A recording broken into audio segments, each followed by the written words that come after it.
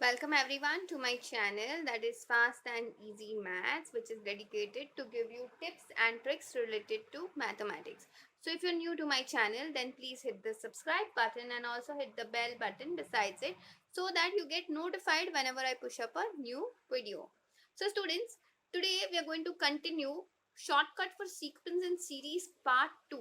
So part 1, you can get the link on top, as well as the link will be mentioned in the description.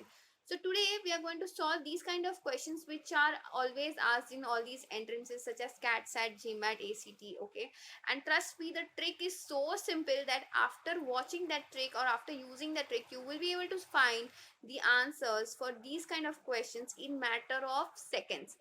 Okay, so stay tuned. Now let's see. Also students, I would like to remind all of you all that I would push up a question of a similar form at the end of this video. Okay, and the answer of that you can mention in the comments section. It is just for you all to see whether you have understood the answer or you all have understood the trick mentioned in the video or not. Okay, so stay tuned till the end of the video. Now the question is, if term 15 or 15th term is equals to 10 and the 10th term is equals to 15, then find the 5th term. Okay, before showing you the trick, what would have happened if you would have to do it in a normal method? So you would have said 10 is equals to A plus 14D. Okay, and 15 is equals to A plus 9D. Correct? And you subtract all these equations, you're left with minus 5 is equals to 5D. So D is equals to minus 1.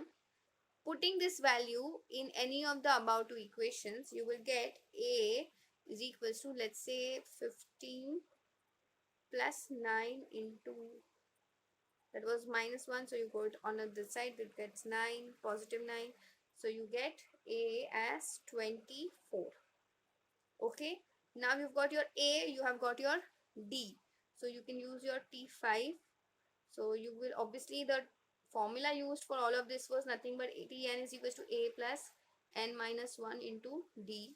So your A over here was 24 plus n minus 1, so 5 minus 1 was 4 into minus 1, so 24 minus 4 gets you 20. So you realize that you took so much of time to calculate this answer. Okay, and trust me, time is one liberty which most of us do not have when it comes to these entrances. So these are the tricks which comes really handy and which will save you a lot of time, and you will be able to use that time in solving actually tricky ones, or sums which would actually require a lot of time to solve. Okay, so yeah, so now my trick is nothing but, whenever you have a question where you have T of the pth term which is equals to Q, and T of the qth term which is equals to P, and you have to find the rth term, what you have to do is P plus Q minus R is the value of your rth term. Pretty easy, right? So let's see whether it is satisfying this particular term as this particular question or not. So we know that the value of P was 15 plus value of Q was 10 minus 5. So 15 plus 10 is 25, minus 5 would get you 20, and that is your answer for the 5th term. Isn't it really cool? So I hope after using this trick, you will have absolutely no issues for solving these kind of questions. Look at these two questions. The values are so big, it becomes so difficult had you used these methods. Okay, so with this trick, you will be able to solve these kind of questions in matter of seconds. Students, if you're liking the way I'm explaining, then please go ahead and hit the like button, because that tells the YouTube algorithm that these videos are really helpful for anybody who is searching for sequence and series on YouTube. Okay. Also, students, you hitting the like button tells me that you are liking the way I'm explaining, and that gives me a tremendous amount of encouragement in doing these kind of videos. Okay. So now let's talk about the next one. So definitely we are not going to solve it with the traditional method because that is going to be like really time consuming. And now why you would want to solve them with the traditional method, especially when you know the trick. So here my value of P is 213, value of Q is 200, and you need to find the R's term, that is 356. So P plus Q minus R. P plus Q is nothing but, can I say, 413 minus 356. When you subtract, you're left with 57.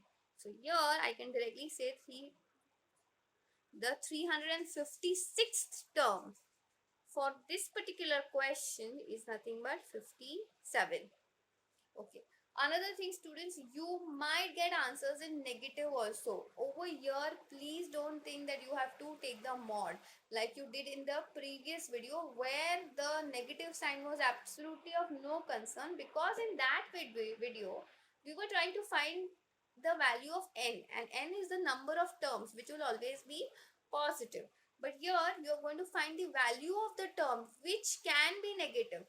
So, in this case, had this been 413 minus 856, your answer would have been negative, and that would have been absolutely okay. Do not disregard the negative sign. Okay, I hope this is really very clear to all of you all, because if this is not, then you might end up losing marks for such a silly mistake. Okay.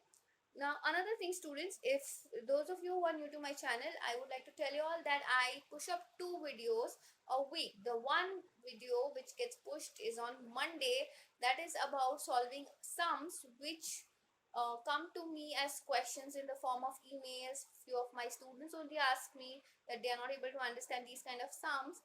So then I make a video of those and I push them up on Monday. And on Thursdays, I push videos which have shortcuts and which have concepts of mathematics, just as this one. Okay. So, in case if you have any question in which you are not able to understand the solution, or if you have any concepts of mathematics which is not very clear to you all, then please go ahead and put that in the comments section, or you can also email me. The email address has been mentioned in the description. Okay. So if you have any of these kind of doubts, then don't feel shy. Please go ahead and put request for the solution of the same. I will try to make the videos on those topics as soon as possible. Okay. So now let's try and solve the last question. That is the 2020th term is 1950 and the 1950th term is 2020. Then find the 500th term. So basically you are going to add 1950 plus 2020, okay, minus 500.